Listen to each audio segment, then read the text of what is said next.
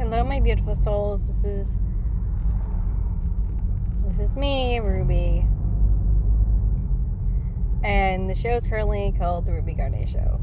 It's not because, I'm arrogant or anything like that. It's just that it's a placeholder, and it buys me time, really. I mean, honestly, I've been contemplating all kinds of things, like going back to my old name, the Messy Human Tarot. So all I do is talk about the tarot, honestly. I never thought I would just have a specific show about the tarot. Happy holidays, by the way. So when I first originally wanted to do a podcast, it was just going to be a very generic spiritual thing. I was going to talk about everything and all things, and it really became all about the tarot. I am not obsessed. I know it seems a little bit like I'm obsessed with the tarot, but yeah, especially this time of the year, I get a little really into the tarot. This is the second year in a row I've been like really into the tarot. It's like I love these deep dives. They're fascinating for me. And if you are just like you want to know everything there is about tarot, you're never going to learn everything there is about tarot in a year, and 2-3 years. The thing that I love the most about the tarot is I'm always learning something. And oh my God, it's like redeveloping a relationship over and over and over again. I'm like, oh, I thought I knew you. That's what it's like with kids. Like, oh my God, I thought I knew you, but now you're growing, you're changing, you're not the same kid as you were before. Oh my God, like I have to redevelop this relationship. It's like, I mean, I swear, you always look at a kid differently when they hit a milestone or they grow and develop in a way that they hadn't done before. Like when they hit their AEC device and they specifically say, what is it they want? Like in a way that you're like, oh my God, you just did that. I don't recall you doing that like a month ago. It's a big deal. Like it's like you're not exactly, you're the same kid, but you're really not. It's like that with tarot, really, at least for me. And I'm gonna be honest, I'm always like flipping this. You'll never be able to predict which card we're gonna be doing. And again, any given point, we're gonna talk about the Fool card. Because whenever we start a relationship, whenever we start a project, whenever we begin anything new, we start with opening our eyes to something different.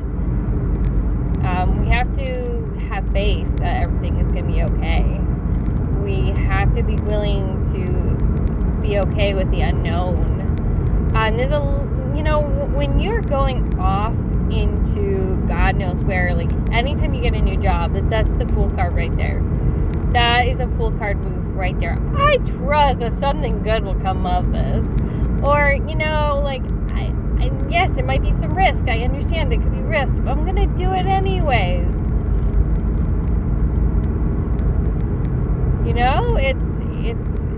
Or like, say for instance, like you decided, you know what? I really want to write that book. I'm going to go write that book. I know there might be some risk. I know there could be emotionally, like I might cry my ass off when I kill off a character, or that it's going to be it's going to take a long time and I might get frustrated, or I might want to give up, or maybe like I start a book idea and it doesn't really pan out the way I thought it would, or I have to, or maybe I finally, I have the manuscript, I'm going to send it out, and I'm going to have to see if the editors or anyone, want to publish it, like, and if they do, they're like, well, these are the edits, we need you to work on this. And we have to be open to feedback. Oh man, that word feedback. Never a fun thing to do is deal with feedback. Even going on a camping trip. I went on a camping trip. It was about I was pregnant with my son, and we had done the trip in advance, and it had downpoured. I was not expecting that. There's always a certain level of risk when you plan a vacation, whenever you go anywhere, like, because you can't control weather, you cannot control traffic, you cannot control random situations like with your car that are unpredictable. There have been so many times where car situations have occurred one way or another on a trip. I remember one year I had, again, in advance, planned a trip to Maine, and it was a big deal because I hadn't been in Maine for a long while, and I was really excited, and I was going to Bar Harbor, and I was really excited. I've been looking forward to this for a very long time. I'd saved all my pennies and everything, and you know what happened? I got sick, really badly sick. Like, I mean, I didn't go home. I was like, I'm on vacation. Like, I have to have vacation. Like, I need to do this. And I made the best of it. I did recover. I took a lot of medicine. But it was horrible. It was really tough. You know, experiencing the downpour, getting sick. All these events have happened to me on vacations. They, you know, like they are the unknown. They are the biggest unknown when we explore the full card and we actually pursue anything of any substance or any value to ourselves.